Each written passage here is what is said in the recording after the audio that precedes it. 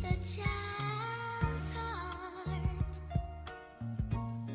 No need to worry, worry.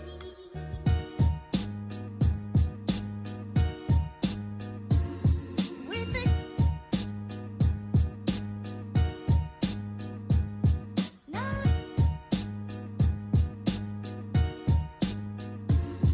with the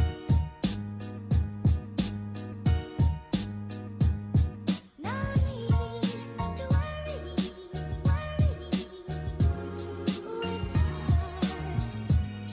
With heart, love need to worry, worry.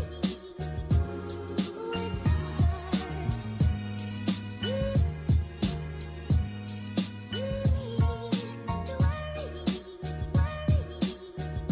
With heart,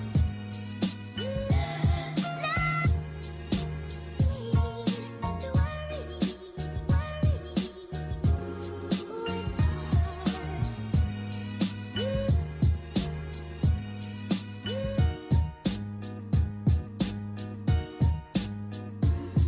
with the no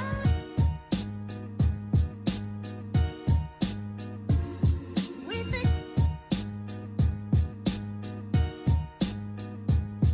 no need to worry, worry. With heart, love need to worry, worry. With heart, to worry, worry.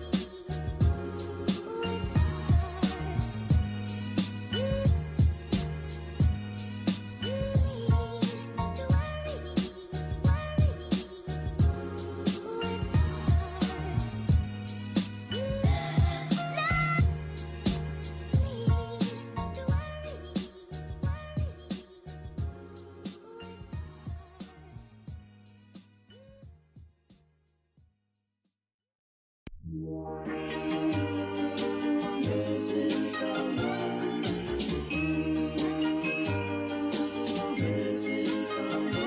Missing someone, love with all your heart. Missing someone,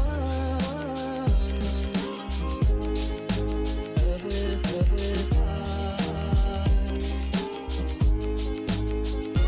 How much you miss it,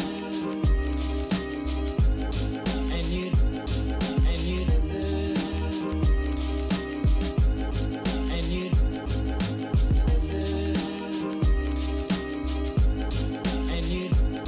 and you listen.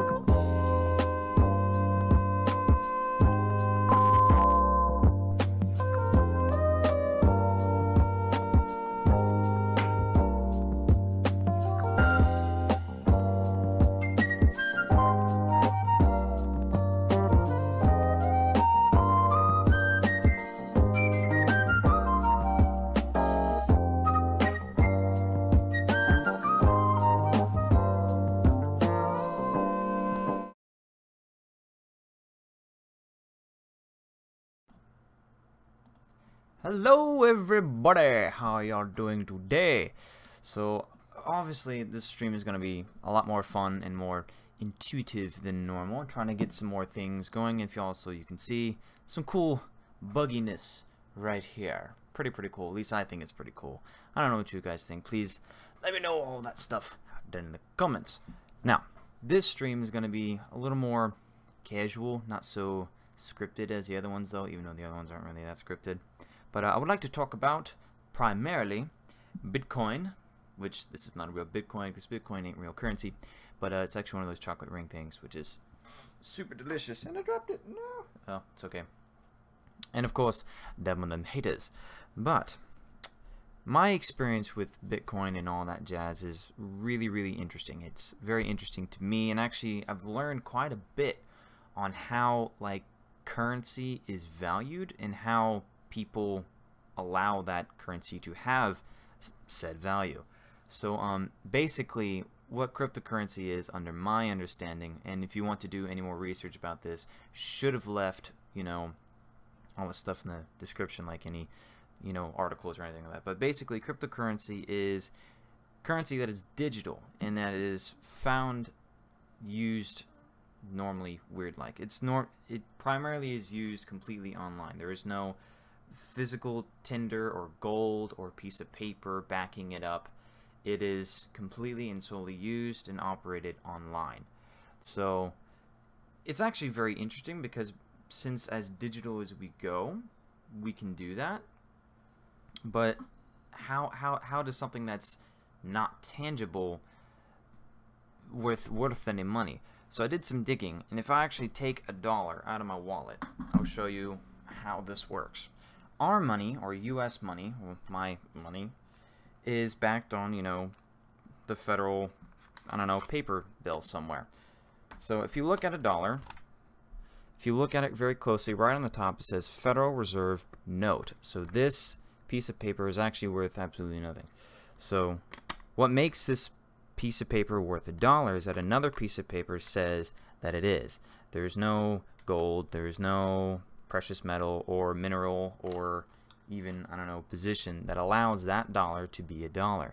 So really, if you take it under that basis, a Bitcoin is worth whatever we say it is, which is kind of creepy in a way because you can make it whatever you'd like, which is probably why people have been like, oh, it's worth $2,000 per coin. That's a thing. But how does that continue to be something that's used? I think it's because the more people that use it, the more it's able to be stable, if that makes any sense. So what are you guys' questions about it? Now I'm going to talk about how we mine Bitcoin. So if I go over here right real quick, oh, wrong thing, right real quick, and show you how I use or how I mine per se. Now when I say mine, it's not actually something that we're like taking our computers and going out somewhere into a cave and like finding Bitcoins. That's not how it works. How the mining process works is we're essentially validating transactions using this service. So let's say I'm in the Wall Street Journal, or not Wall Street Journal, I'm on Wall Street, okay? I walk into the big bank or the big server places and I say, hey, I want to buy this much of this stock at this price at this time when it was valued at this much. Someone somewhere has to process that information through a series of servers or a series of, you know, receipts that allow that to occur. And since we've grown so much and how digital that we've become, those servers have to be really large in order to validate all those transactions, and not only validate it, but to confirm that the transaction was legitimate, where it came from, make sure it's been backed, make sure it was approved in the first place. So us in this world, for Bitcoin, that still exists because it's bigger now, but how we keep each validation working is that more than one computer validates the transaction, which legitimizes the network. It's kind of weird, and I'm using a lot of buzzwords, and I'm using a lot of words that don't make sense, because I don't fully understand it, but to my understanding, this is how that works. So I'm using a service to mine called NiceHash. So it's actually very intuitive and extremely easy to use, believe it or not. It's a lot of plug and playness. So I may make the stream crash if I actually try to use this at the same time, so I'm not going to hit the start button here. But essentially how you use this software, so at first you download it and make sure all this stuff works, and then you click benchmark, and you actually benchmark the certain devices that you can mine with. So my 980 Ti can mine all these different cryptocurrencies that work in the same process. Now, since Bitcoin is like a big thing and a lot of people want to get on board on how the Bitcoin process works, there are a lot of altcoins or alternative coins. I don't know if you've heard that term before, but altcoins are just coins that are not Bitcoin, but they're still cryptocurrency. It's weird, but it's the same process. So if I go across here and I can see, oh look, there's something that's called NeoScript, which kind of reminds me of Matrix, which is kind of cool. But anyways, so there's Decred, there's Pascal, which is I think a hat tip to the new GPUs from NVIDIA. Go NVIDIA, send me a bunch of stuff. I'd love it if you did that. And Equal Hash, which is the one I primarily use because it's the most profitable. It's really cool. So once you benchmark all this stuff and it says, hey, it can mine this, you can click start, and that will actually take the time and mine out what is what. So it will validate all these transactions, and through your computer's work, you are rewarded minute amounts of that current currency. And NiceHash takes all these altcoins and transfers it back to Bitcoin because Bitcoin has been used the most. So that's very interesting. Now you could use almost any type of GPU that is qualified to work. Now some GPUs will work better than others, of course. Like if you have a bigger one, you can have a faster rate of hammering out all those numbers and all those transactions. But actually it depends on the architecture and the speed and quality of that architecture for you to mine other versions of Bitcoin or mine other versions of altcoins. Like this right here used to be in this computer. This is a GT610 from MSI. It's a single card budget, not even a real thing. Doesn't even require power. You can just plug it right into the PCI Express lane and it runs off I believe the 12-volt lane, and that's about it. So I don't know the wattage of this, but it's pretty cool. And it actually did, mine enough to it be worth something. Now it was like 2 or 3 cents most of the time, but it was cool. It was a fun little project for me to try out, and definitely super interesting for me to learn about how GPUs talk to each other when they're trying to mine out altcoins. But most of the time I was running my 980 Ti, my dad's 660 alongside of this little guy, which actually made me a little bit of dollars, which I used a service called Coinbase, which is a wallet that holds all the information saying, hey, you have this much Bitcoin, it's been validated by this many people, blah, blah, blah, blah, blah, and it can be transferred to whatever currency that you want, either another altcoin or even US dollars or, I don't know, rupees or rupees, that's Zelda, crap, never mind, it's not a real thing. But you can actually transfer it to whatever currency you want, whether it be whatever the Russian dollar is, which I think is a euro, I'm not sure. I'm going to sound super stupid now, but you can transfer to whatever you'd like. But through this service is very, very easy. So if you're curious about, wanting to dip your toes into cryptocurrency mining or something like that, I recommend NiceHash. It's plug and play and very little risk on you or your hardware, because you can simply turn it on and turn it off without fear of any stuff happening. So if you guys have any questions or have anything to say, or do you guys know anything more, please let me know down in the comments. Also, the chat is live. We can also pop in right here so y'all can see it if you're not really being something to look at the chat or something like that. Also, I need to hit more buttons. Buttons are fun. So anyways, cryptocurrency is cool, and little GPUs are fun to play with.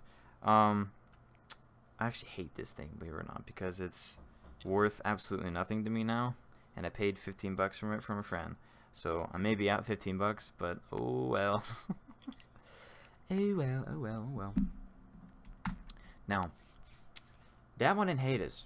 Why is that a thing? Okay, so if you look at any big YouTube, not really any big YouTuber right now, but I think what brought this apart was someone called Jake Paul, and that's a conundrum, an enigma to research and go with as even. But I'm gonna pull up some new stuff about Jake Paul, so I can give y'all some stuff to really read because it's awful.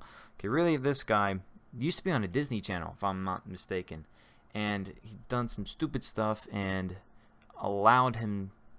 Yeah, he done some stupid stuff and he filmed it and posted it on YouTube about like, oh, this is my vlog, this is my life, but really he's just doing anything for attention.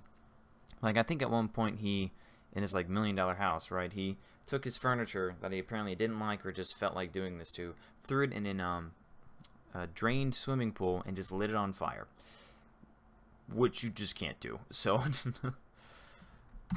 let me read some comments here. I know that Bitcoin mining is super expensive and can be extremely profitable. I once saw a $5.3 thousand setup with a Radeon. That's interesting. Now, as in K as in 3000, or what do you mean by that? What do you mean by that, my friend? It can be extremely profitable. I have seen many rigs pop up to be super profitable. In fact, there are some rigs that have more than 4 GPUs, which on a standard motherboard you can have as long as you have enough room for it.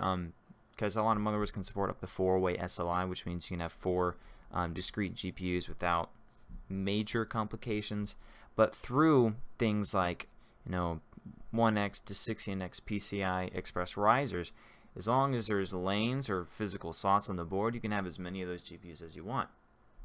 So let's say, for example, my computer right here has 6 slots in it. Now, only 4 of those are 16x, but if I had those riser cards in them, I can have 6 GPUs in my rig. So if you found some, I don't know, some deal somewhere, or some dude behind, I don't know, some garage and said, hey, I want to buy 6 1050s or 6 980 Ti's, or I don't know, some huge, I don't know, some bulk number of stuff for really cheap, then yeah, sure, mine with it, or sell them off and get all the profit from that.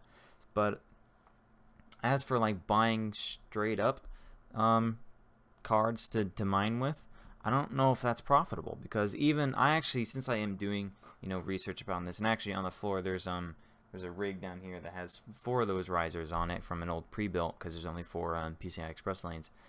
I was looking into like, okay, what kind of GPU can I populate these lanes with?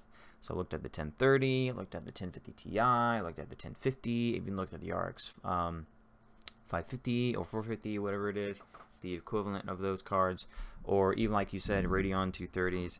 And I wasn't even sure if it was profitable, because each card, even on the lowest spectrum, which is the GT 1030, is about $90 to buy. So okay, I have 4 slots, so I would preferably like to have all 4 of them filled, and there's a load of money. And if you look at the hash rate, which is how many calculations the card can make, and whatever profitability that is, it's so low that it would take almost 30 days just to pay off for one of them. And that's on a good day. Most of the time it's 50 or 60, so you would have to kind of multiply that by however many of those GPUs you have, and you're kind of in the hole until that point. And then you have to worry about how much power you're consuming, and then you have to worry about the actual network speeds, and if those transactions actually get validated, because if you get a share and it's accepted, but someone else somewhere didn't accept it, or someone somewhere didn't validate that transaction, that amount of currency doesn't go, and then you're out of luck. So even if you did have enough of everything that you needed and it just wasn't validated by someone, or there was a mistake in the validation process, you're screwed. So I mean, if you're curious about that type of stuff, there's lots of people talking about it. There are more people experienced than I am that go into literally code by code, like server farm like world, to understand all that stuff a lot better than I am. So if you're really curious about that, you can go look at it yourself, or you can ask me and I'll do the research for you, because I would like to learn about it more personally than anything else. But if you really want to do something like that, that's completely your choice. I actually have one of my viewers on here, I forget his name, but he's actually thinking about like doing this as a way of making money, as being profitable with it. So he's building up as much hardware as he can, which props on him. Good job. You know who you are. I forget your name. Totally sorry. your picture on your thumbnail looks real cool. That's all I can remember. But he said, hey Josh, I'm thinking about getting some, 3 gig 1060 or the 1060 3 gig model. And I'm thinking about getting like 3 of them so I can mine. And I'm like, dude, that's great. Good for you. Here's some things to worry about. But here, good for you. That's great. And I felt like I didn't give him enough of, information to do anything with, because one, I don't know much of anything about that. I only know what I just told you. And two, I still don't know if it's valid if he did it, because if he did that and he was able to be profitable, then I would say, hey, go for it. But since it's the whole market is completely volatile, like when I was doing most of my mining stuff, when I was mining the most consistently, if you will, was about a week ago or a week and a half ago. That's when the price of one Bitcoin was around 2,500, 2,800, and would vary heavily in those margins every day, sometimes every hour, which kind of felt normal because it was about that for that whole duration. But if you look at it now, I think it's almost 3,300, which is insane. So actually, let me look up what it is real quick so I'm not being a liar here. No! Why do you have to ask me to do this? Okay, hold up. The service that I'm using here is called Coinbase, and it has to like give me a number to validate with, and it's kind of annoying. So,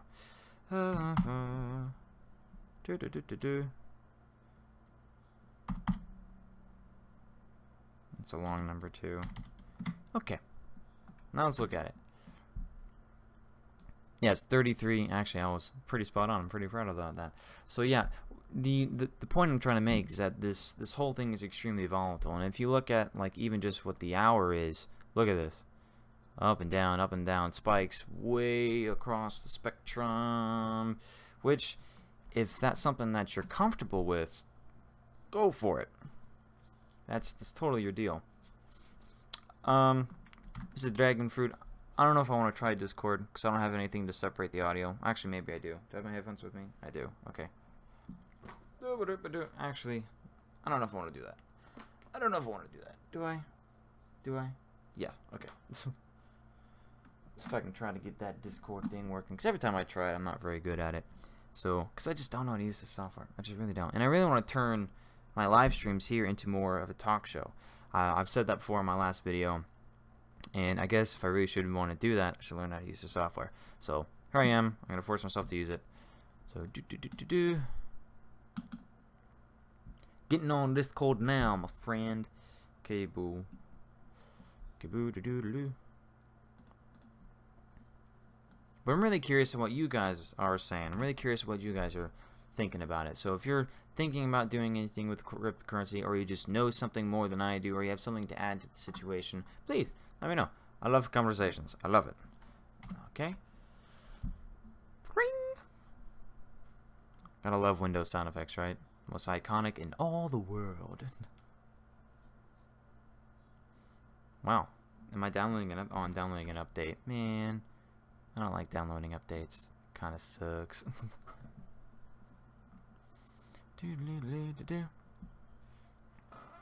But anyways, as I was saying about the haters thing and Jake Paul. So Jake Paul is just a guy you don't want to talk to. He's like one of the biggest guys on YouTube right now, or he's the most growing person on YouTube at the moment, which won't last because that's just the nature of YouTube. Everything changes and fluctuates almost as bad as the Bitcoin network. But since he is kind of like the big top dog thing right now, I'm noticing everybody like bringing all that stereotypical dabbing stuff back. Is this I don't know. It's pretty bad. So I hated dabbing. Don't like it. Never will like it. But anyways. Oh, where's my dragon fruit? Where'd he go? Is he in here? How do you use this? I don't know. Hello, my friend. There you are. What's up? Not much. Just been sitting back, finishing up driver's ed and working. That's been my life. Well, that sounds so much fun. Yes. But on the topic of Bitcoin mining, I haven't done too much research myself, but I have watched a couple videos and just general knowledge about it. A lot of the Bitcoin process does go off of the actual VRAM memory on the card instead of running off the innate power of the card. So it just So having a say 4 gig Radeon 230 compared to a 3 gig to 1060 would be a lot better in the long run for the Radeon than the 1060.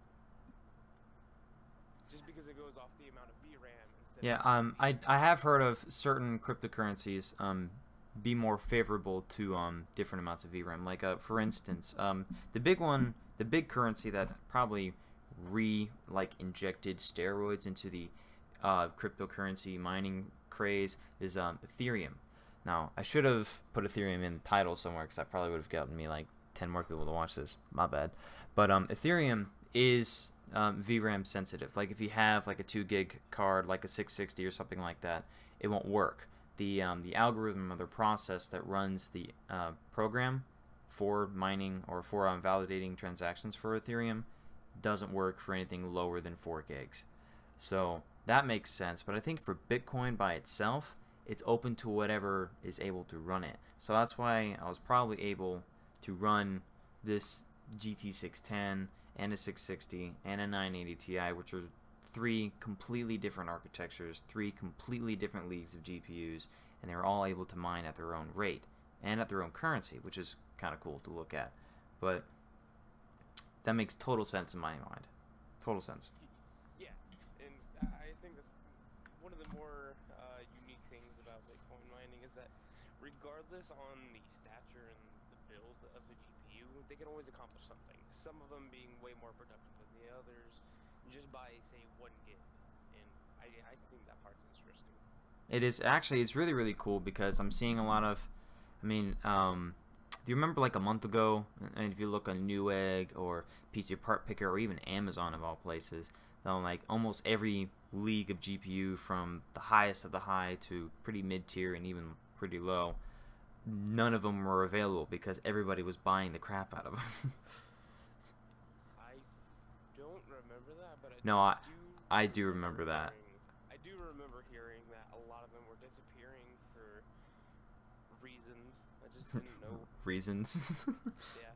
Reasons. Oh man, it was a pretty big thing, especially if you're like into the small YouTube community. But like, Bitwit talked about it. I don't think Linus touched base on it.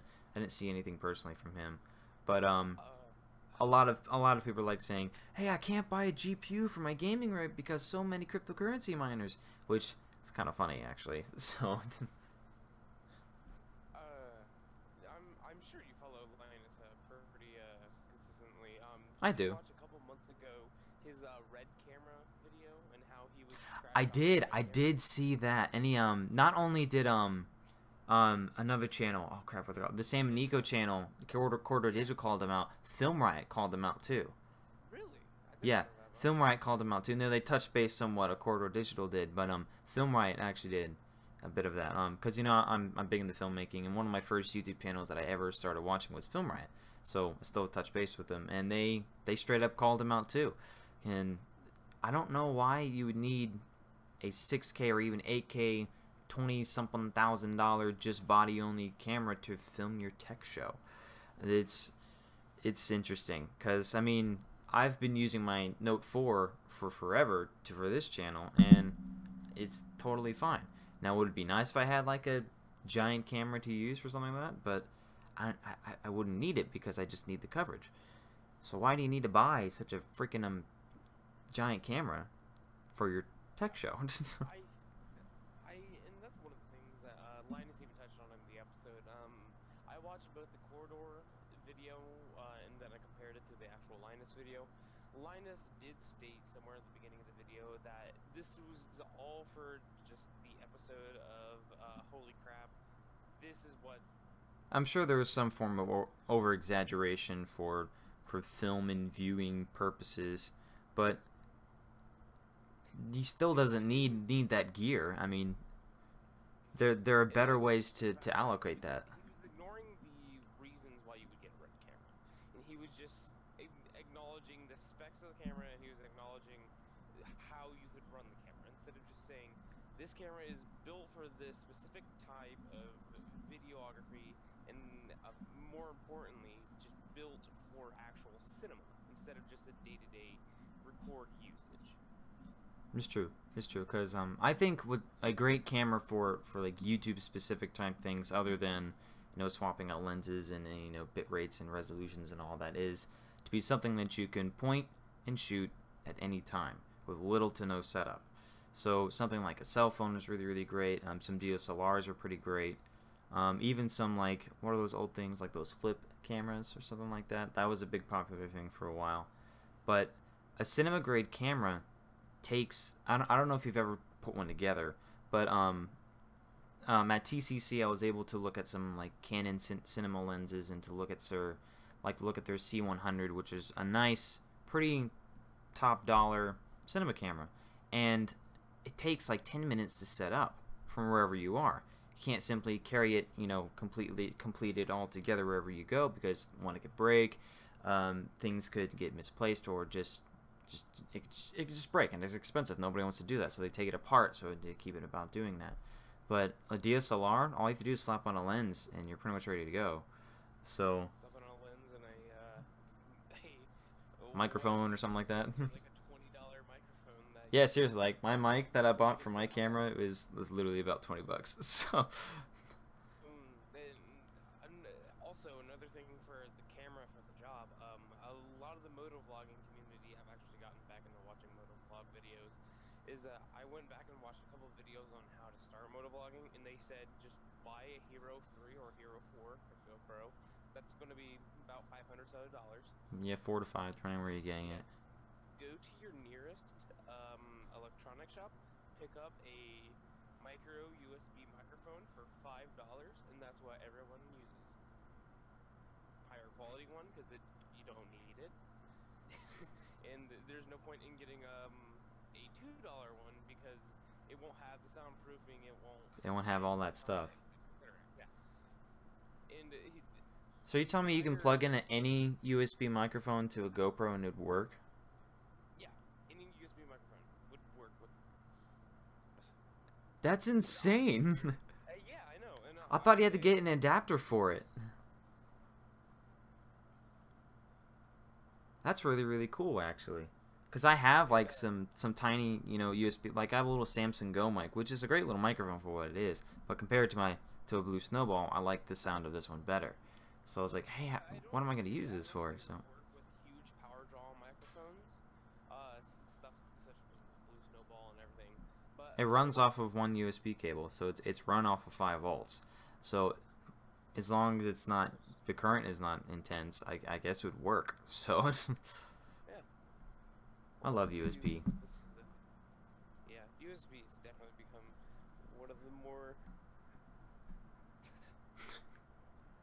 Stable, universal server bus. Wah! But with the death of my tower, it's been quite a bit of trouble to get. You broke your tower? Okay, so when me What and, happened? when me and Ryan were building it, he said, and he even came up to me on a Wednesday, and he's like, "I told you this was gonna happen." When we were putting it together, we noticed that tiny bit of jangling from the power supply, but we thought it was just something loose that got inside of it. We weren't sure. We were just like, we're just gonna power it on, see if it works, and if it gives us any problems, we can just send it back, and start it. So it worked fine up until like a month and a half ago. A month and a half ago, because of how I was running my electricity to my tower, it was kind of shoddy, and it would fall out sometimes and turn off my tower, which isn't healthy for it at all. I know. Nope. I learned from my mistakes. So it died. I thought it just became unplugged. I got upset for a moment, and then I realized everything's all plugged in. Everything else except for my tower has power. How is this happening? So I believe it's one of the fuses inside of the power supply. So I sent that back. I think 2 weeks ago. I should be getting it back soon, and that's about it. Like, I think something in the power supply blew, and that's it. It's really sad, actually. That's really sad. Oh man, because I know you work so hard to get everything together, and you researched almost every part, and like called me more than one time at like midnight about the questions for it. So I knew how much that meant to you. I knew how much that meant to you, and that really is unfortunate to hear that it's, you know, out of commission at the moment. But But I actually have been doing hard drive cleaning, and I'm starting to get back into working for that tech shop. Hmm. So I'm working overnights at a Whataburger down the street from me, and then during the day when I'm not working at Whataburger, I'll go ahead and head down to the Czech factory and work for them. that's So good. with It's always good to have a job. tower, yeah. With the tower and everything that I'm looking at now, I'm actually looking at picking up another SSD. Whoop. Preferably one that's bigger, around a terabyte, and it's going to be a lot, but it's something that I'm looking at picking up. And the reasoning is because I want to start getting into high definition recording of like games such as Overwatch that are super hyper graphic intensive. So when I can record stuff like that, I want to get into a place where I could record that as 1080 and not have to worry about my hard drive overloading itself. And I'm running with four very shoddy hard drives right now, and a single SSD is my boot drive. So Well, I mean, the best way to capture, you know, video really is to have something separate capture it. Now that's super expensive, I mean, because that means you have to have a completely separate system to go for it. But there are some great software options that are in computer or in PC, or I guess all in one, I guess is the term I want to use, to record HD video. I'm using OBS right now, and I can actually hit record and it would start recording the stream I'm doing, and it would be exactly the same that you're seeing out here.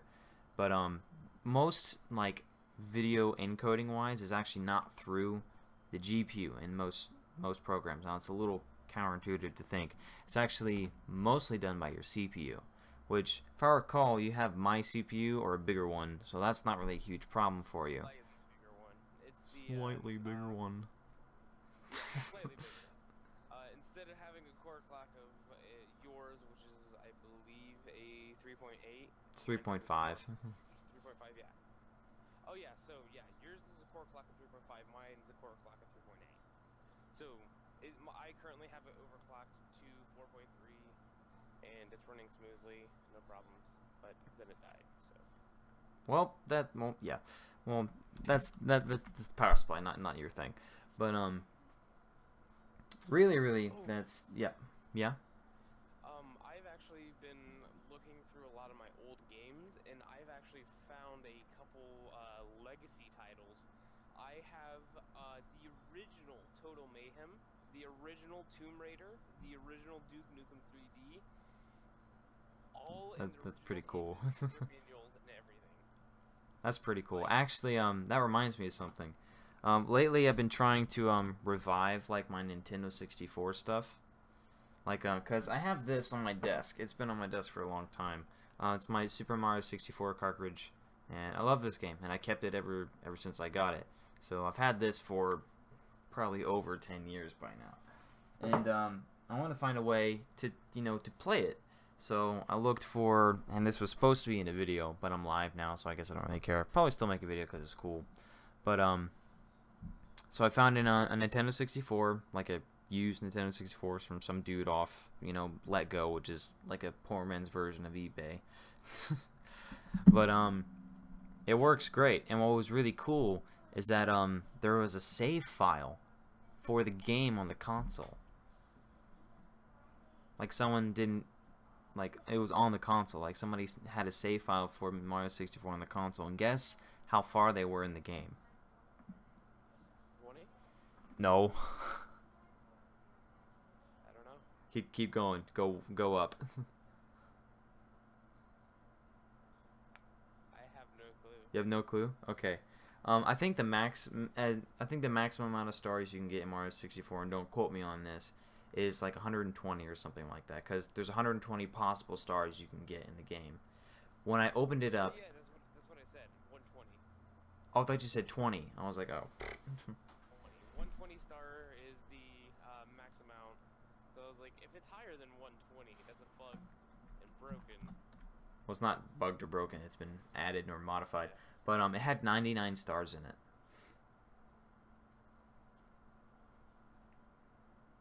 $99 stars. I mean, I think the world record right now for 120 star, I can check on this, is I think like an hour and 45 minutes. Well, I'm not worried about the speed. Like, how long does it take, like, from normal gameplay to get to 99 stars? And then just to up and sell the console or throw it away, or however the other person acquired it. Like, that'd feel kind of bad. 4 and 39 minutes is currently the 120 star. Star is 47 minutes. Pro star is an impressive 6 minutes and 44 seconds. That's insane. Yeah. That's insane. Like, have you seen those videos that do the speed run of those games where they like literally break the game in order to get to certain parts? Like, there's a video somewhere on YouTube that's like 15 or 20 minutes long. It's like from start to the absolute end of the game. Like where you throw Bowser off a cliff. I am getting messages. Well, okay, you're getting messages. I have no idea where I'm getting the messages from though. Okay, let's see. It's 2017, so your phone, your computer, your tablet, your iPod, your watch now. Soon your shoe's gonna vibrate. It's gonna tell you have an email.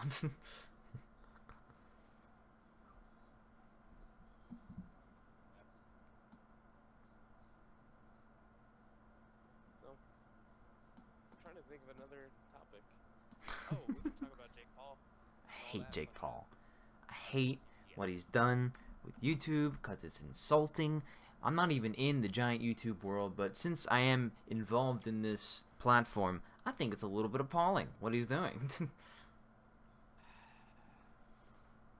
Like, how much do you know? How much do you know? Okay, I probably know a lot more than you. Well, then please educate me. Yeah. So yes, he did burn he burned a couch, and I think he also burned like half a table as well.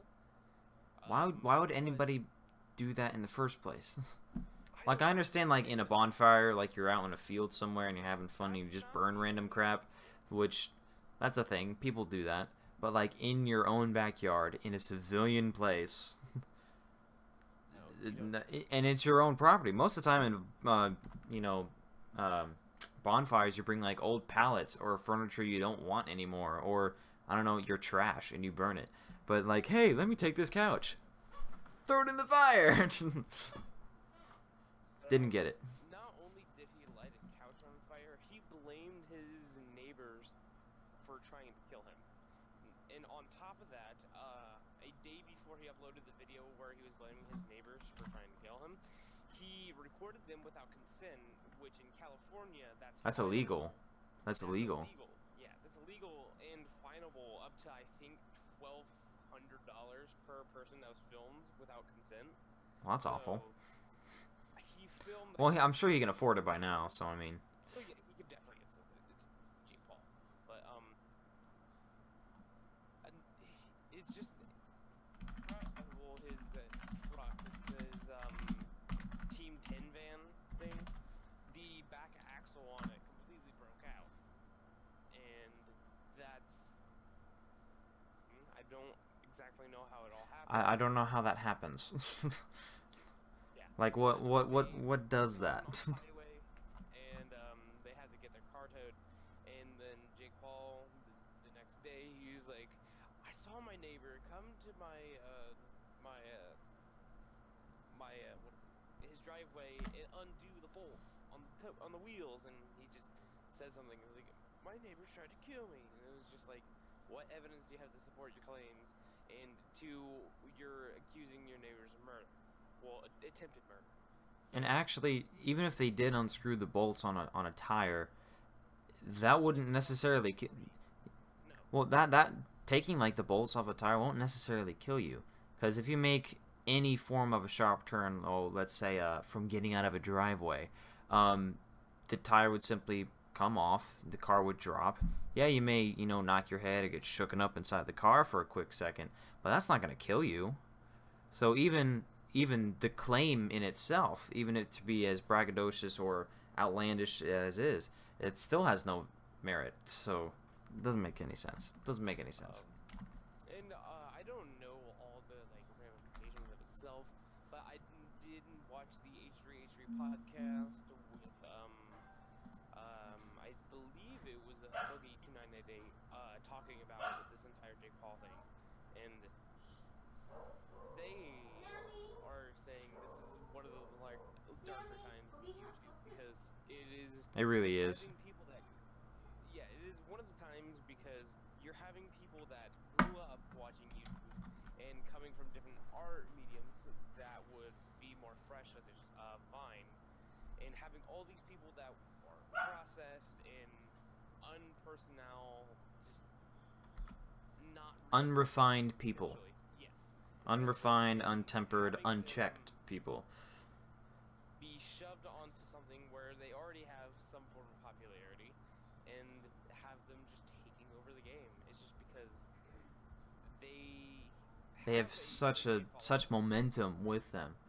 It's because things like Vine, you watch it a couple, it's very short. It's very instant, instant shot of that dopamine or whatever it's in our brain that makes it happen. That makes them, popular for that quick second. And the more they upload, the faster that is. And since YouTube is such a bigger community than Vine ever was, because it, started and died very quickly. Really, I think inside 3 years or 3 or 4 years, Vine was a thing and then died. But YouTube has been around years. People have made livings off of this stuff, like living in big houses and supporting families and even supporting businesses and companies abroad across the world. So when you take those burnouts like Flashfire type people and put them on this platform, it's interesting to watch because it's a different personality, it's a different type of mindset. It's almost like carefree, that young living thing that all those old people call us. But really, it's just sad to be honest. And I wouldn't accept these people, but it's just the fact that they don't have any like regard or respect for the people that were here before them, and that was completely proven within the first like became like the front of everything was from his Everyday Bro video, and he was talking smack about PewDiePie. Well, I mean, anybody that wants to get any attention can say, "Oh, PewDiePie's dumb. Oh, I don't like him." Like, actually, what was that rap song? The diss track for PewDiePie. That one rapper was like, "PewDiePie, go, die," and then the beat came in or something like that. That I remember that being a tidbit on iFunny, and actually, it was a cool song. But the nature of that song was like, "Hey, let me poke fun at PewDiePie, so I can get famous." Yeah, and watching PewDiePie since like 2013. Yeah, I actually personally don't keep up to date with his channel, so I'm not like in the loop about that stuff. I don't watch him too often now, just due to his content and how vulgar he's gotten. But he's definitely like one of the more consistent personalities. Oh yeah, definitely. When you think of YouTube, sooner or later, you're gonna hear about PewDiePie. You're gonna know about him and know how long he's been there, and all conspiracies about how many billions of dollars he's making, how many, I don't know, random things that you hear about him. But that's not the entire platform. I mean, which is super sad. But I believe channels that put in a tremendous amount of effort, such as H3H3, and just else I could mention that falls under this umbrella of they put in a ton of effort, yet they only have a moderately large fan base, and I believe they should deserve a lot larger. H3, iDubbbz, a lot of the commentary in the YouTube news medium, not including Keemstar, but that cover the news and actually give authentic insight onto what the situation is. Yeah, like people like Philip DeFranco or something like that. Yeah, definitely. He's up there though. He's definitely still earning those. He's well, not really much from YouTube anymore because they've changed their policy on advertising, and since he covers news stories that are in by nature controversial and grotesque and just whatever's going on in the world, because the world's a messed up place, they're saying, hey, we don't like what you're doing, so we're not going to advertise as much stuff from you. It's actually really, really sad. If you want to read into that more, like any video from like 3 months ago until now explains like how much of a business model that they've had to change because their status on YouTube is not really there anymore, or as much as it was, or as pertinent as it was in the community of YouTube, which is awful because him as a creator is super cool. I love his videos. I love what he brings to the table. He's very open on both sides. Like he bash a Republican and then 10 minutes later bash anybody else for anything. And he's still mindset on what he believes and how that should be a thing, and he's open to what other people say no matter what it is. So it's really cool for that to be a thing and that to be encouraged on a platform that is as open as YouTube, because what was the old tagline for YouTube? Do you remember what it was?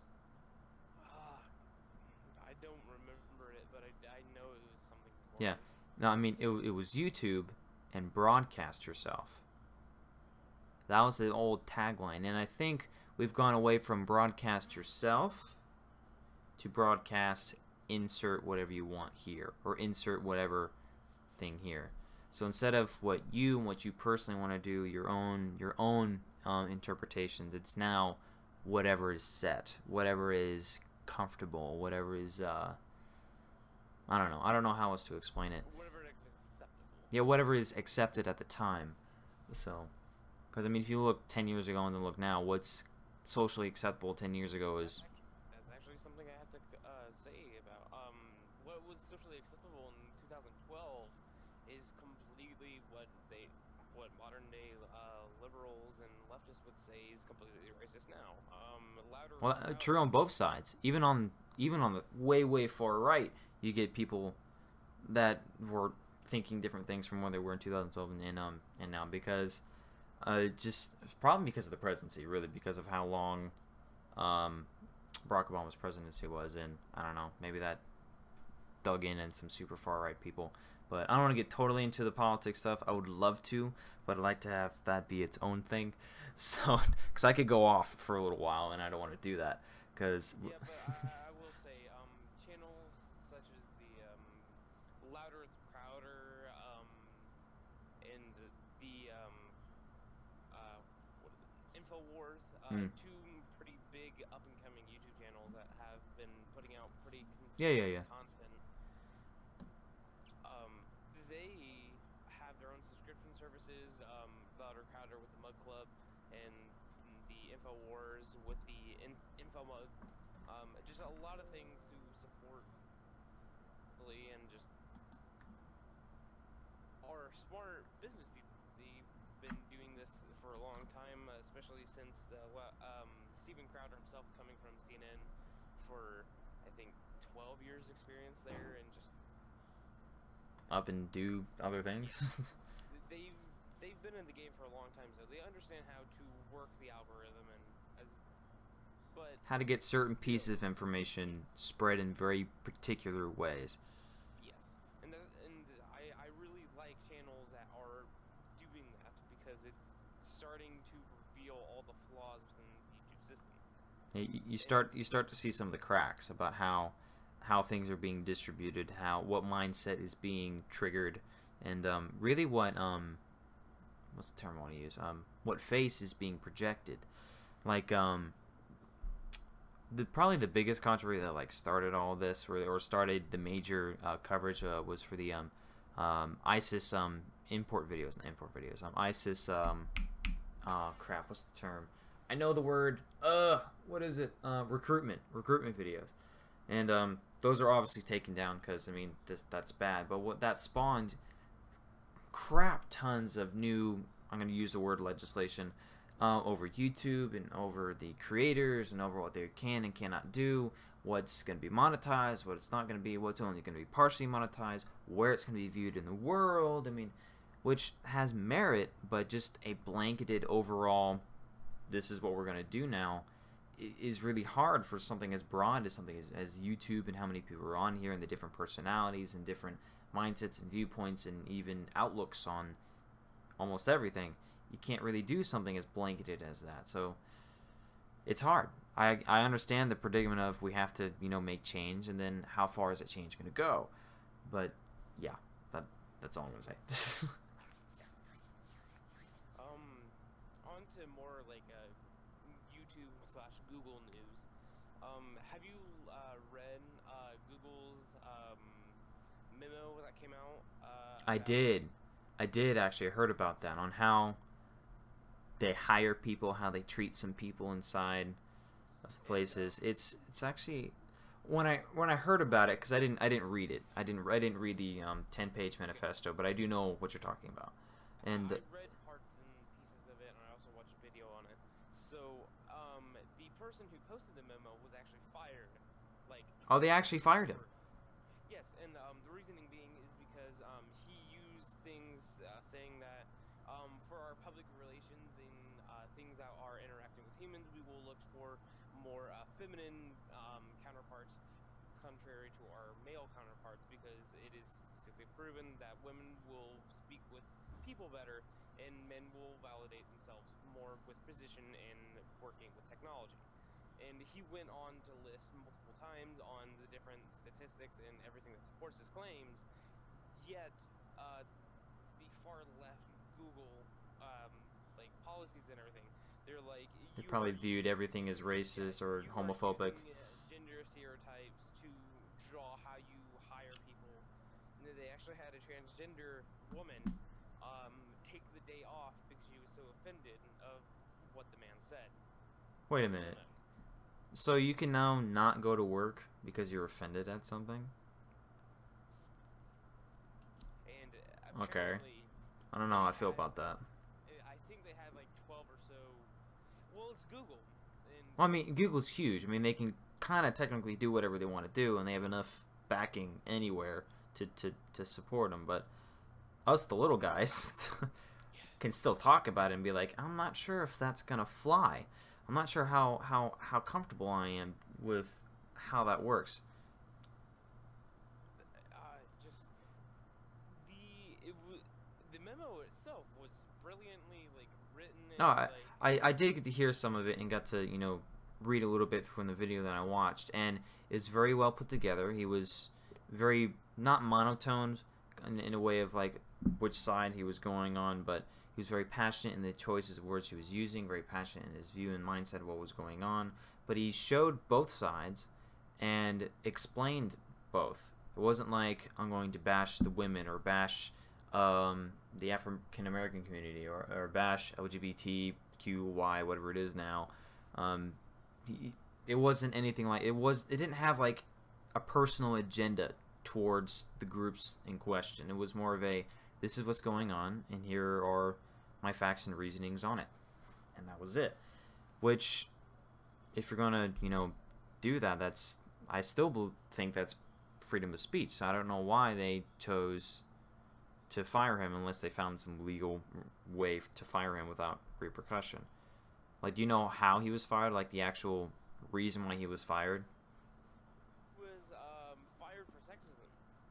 That was what they said their reasoning was, which there was no case of, but according to their policies and how they had their documents written out and their reasonings for things, he was being sexist in saying that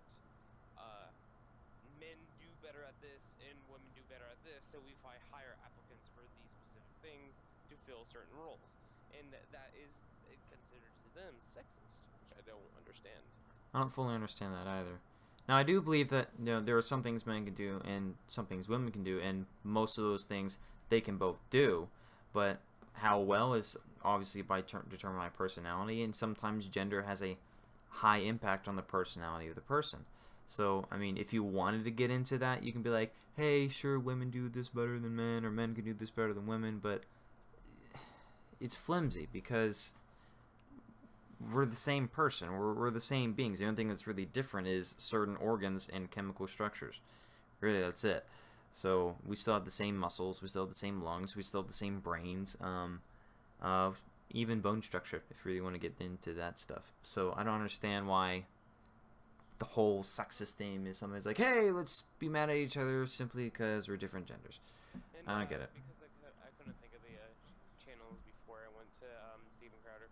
So Sargon of Akkad, the Alex Jones, Daily Wire, Stefan Mulnix, and Philo DeFranco, all great news channels that definitely need to be more represented. Fair enough. I agree with that. I couldn't think of them earlier, so I just had to. No, you're good. No, you're good. No, you're good. But I'm not sure if this is true, so I'm gonna Google this. But apparently, PewDiePie and Jake Paul made amends, and they made. Well, this is my brother telling me this. That they made a thing called Team 2, because they were both ex-Disney contracts. Oh yeah, that's right. I actually heard about that. So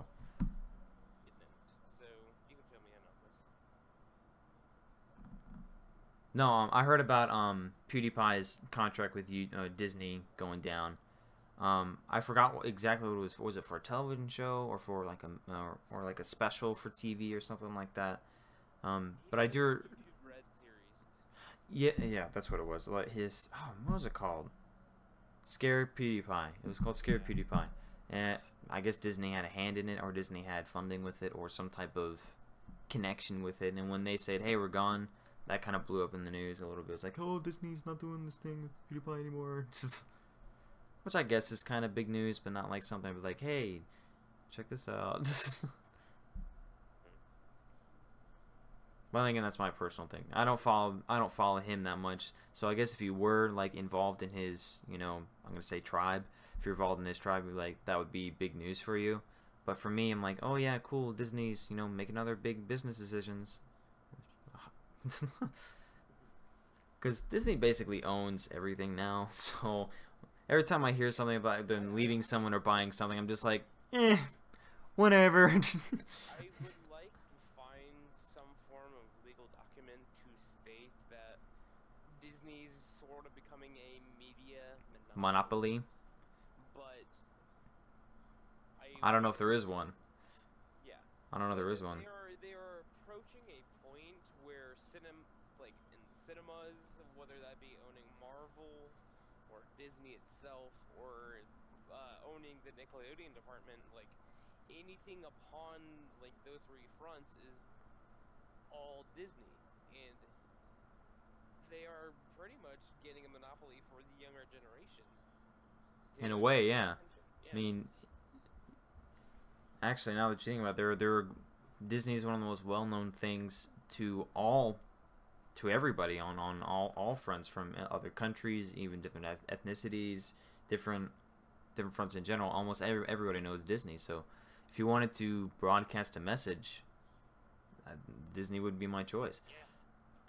So I can see where the like underlying concern of that would be, or be like, hey, I think Disney is a great way to like brainwash your kids or something like that, or whatever you want to accuse them of. It would make sense.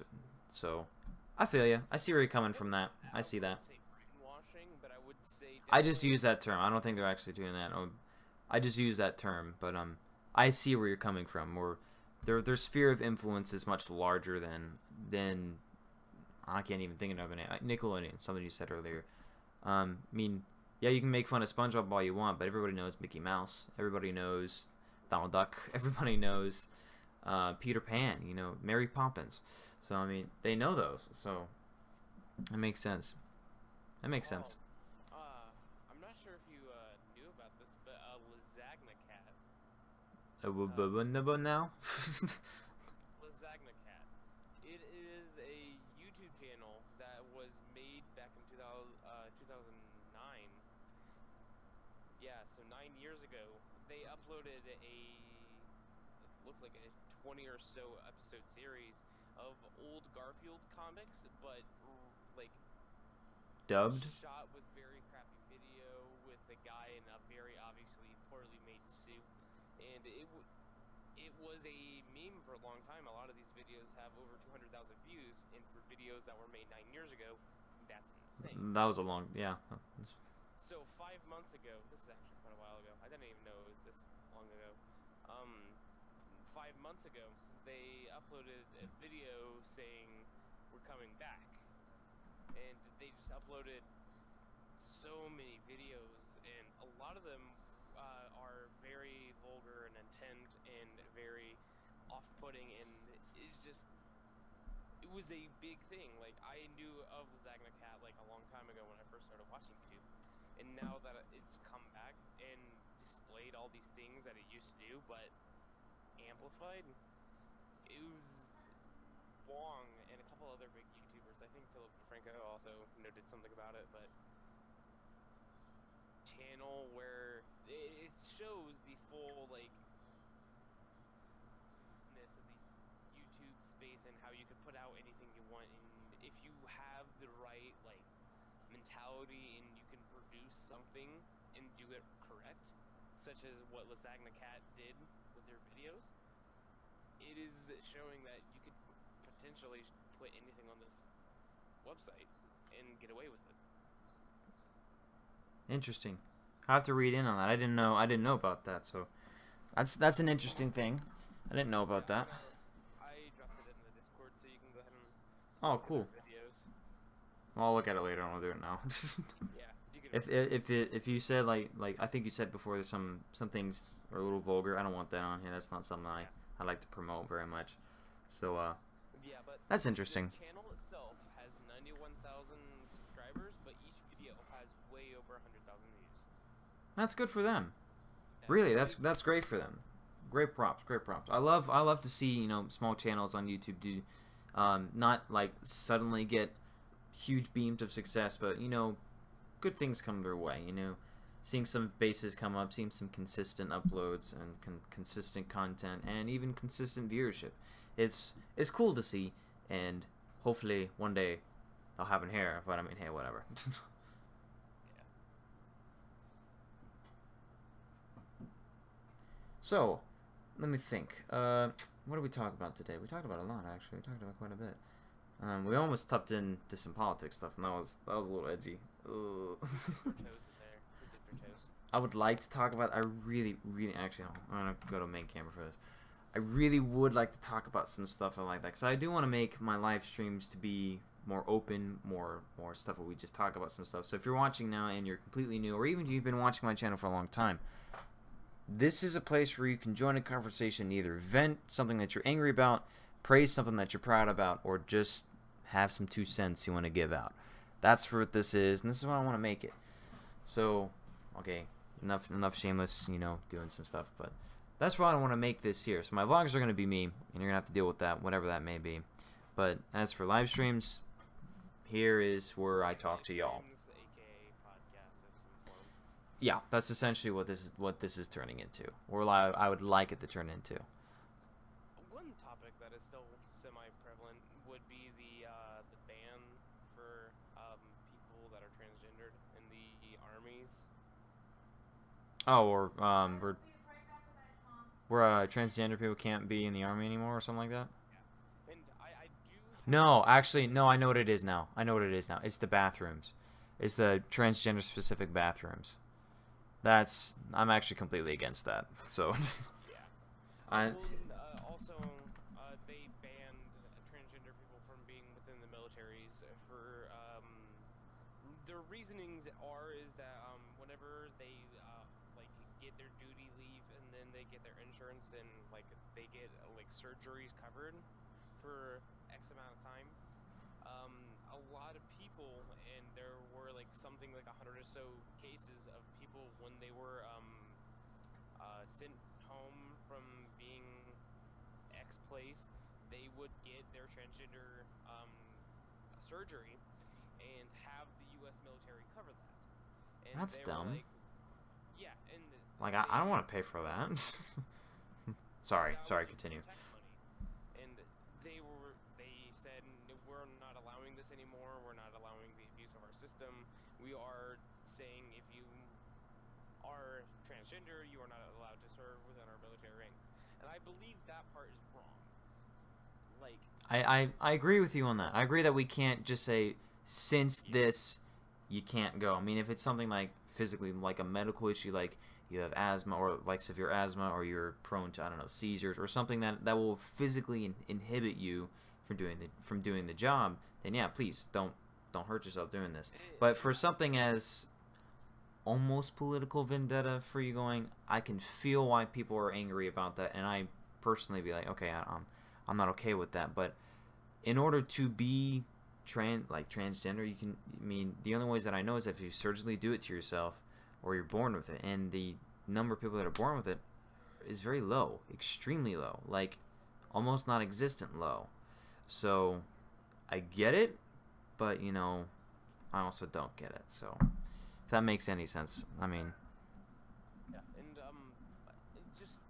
I really don't think the decision to the ban is okay, but I do think that if they were to put a more indefinite lines for what you can use the medical leave for, I think that would have been a much better step, and I think that would have gotten a lot of respect from both sides of the political party.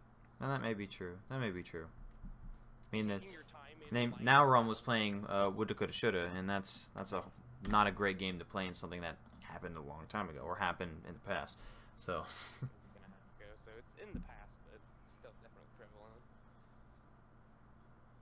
well, that was good. I enjoyed that. That wasn't that bad. I didn't see someone be like, "Oh my gosh, I hate you" in the comments, so I'm okay about it. I don't know. We'll see what happens on my Twitter 24 hours from now. Which I doubt, but okay. I've actually been using my free time to get into coding. Cool beans. Diablo 2, old time game that I'm still a huge fan of. There is a server that I am not a admin on, but I get to see the coding and how it's done. There is a server run by this guy somewhere out in California, and it is a server where it caters to the hackers and the legit coding of files, and it caters to people that want to do that and do what's called mock dueling. Mock dueling is using modified characters to fight each other, and I don't know too much about it personally because I don't do the coding for the mocks, but I do the coding for the server. And essentially what mocks will do is they will go into the codes and they will set all their integers to 1 and then mathematically set up a system where they get a certain mana value. And I've actually talked to one person. They said it took them like 20 days to get a perfect mana value, and they can't die now because they have a perfect mana value. Interesting. And it's just Now, are these like modified characters mixing with unmodified characters in the game? Is that what the deal is? Okay. you can do this, but it's only in a other BattleNet. You have your main server, which is hosted by Blizzard itself, and then you have your other BattleNet servers. That's hosted by other people. Yes. Okay. And the other BattleNet servers are riddled with mocks and riddled with legit duelers. And also a part that I'm working on right now on the server is in one of the places you can travel in the game, we took all the merchants and shoved them into this little area, and you can get any item you want in the game for free. You just have to find it. And it is definitely really cool because you'll have like an extended talk with someone and say, hey, do you just want to make new characters, set our level to 99 and duel? And I've done that like 30 or so times. I have like 40 characters now, just a lot of them just characters that I just made within an hour, and you just fight with them. The items up to the store is a lot of fun. It takes a lot of time, but It's very interesting. I'm not really into all that stuff, so it's hard for me to resonate on it. But it sounds like the issue is that these modded characters are playing with these unmodded characters. But as you said before, they're being hosted on not the like official server. So really, that's just that's just how it is. I mean, when something is as independent as that, it can be whatever that independent moves to. So if it moves to something that's, you know, unfair for some people, it's freedom to choose whatever you want. So you can play back on the normal thing, or you can make your own thing. So I mean, my thing to say to those guys who are upset about it is to either not do it anymore or make something that is something towards you are, and then fight them against that.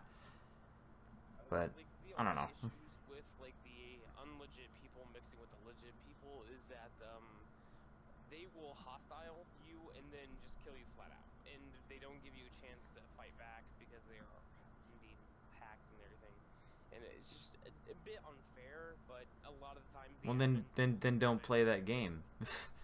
Well, no, like a lot of times, Then the don't play admins- that game. Yeah, a lot of times the admins will step in and say, "Hey, or you're getting kicked from the server and you're gonna get whitelisted for a while." And a lot of times it's solved relatively easily, but sometimes it's not. But it's a great community. Like, Oh, I'm sure it's great. I mean, anything to be as big as where you have like independent people working towards it and everybody is part of it. It's cool to see that stuff grow. See something that's small grow into something that's pertinent and prominent into people's lives and what they do. It's super cool. So on that front, it's amazing. It's awesome. But as for like the small issues that come from it, since it is, you know, an independent thing, the great thing about that is that you can move and cater and change to whatever you want to that. It's the nature of being independent. So it's kind of sad that they're complaining about it, and it is sad that those problems exist, but the solution is just as easy as how the problem was created. So yeah, there's my 2 cents on it. I'm trying to find something else to talk about. So in the meantime, can we go ahead and take like a 10-minute break or something? Actually, I'm a little parched, and I'd like to stop for today. So, I mean, if we're really out of things to say, we can, instead of taking a break, we can just quit it. So, thank you for coming in. I appreciate your input. It's always nice to talk to a good friend about good topics and good things to say. So, I'm going to talk like this till the end of the video now. No, I'm not. That's awful. Kind of insensitive, but I don't really care about that. Okay. So, if you're watching this video or watching this stuff live, thank you for staying for all this time, because I felt a little weird doing this. Since this is new for me, I'm still a little bit, you know, dry, I guess you can say. I'm not used to doing all this stuff right now. So thank you for, you know, swallowing the pill and staying with us this long. I appreciate that, and I hope to see you next time I do this. But if you're watching the DVR of this, first of all, thank you, because it's like an hour-and-a-half video. That's a long time. And if you did watch the video, type in, I don't know, apples, something in the comments. That way I know you made it this long. But as to those people live, we're about to go. We'll see you later. Goodbye, my friends. Take care.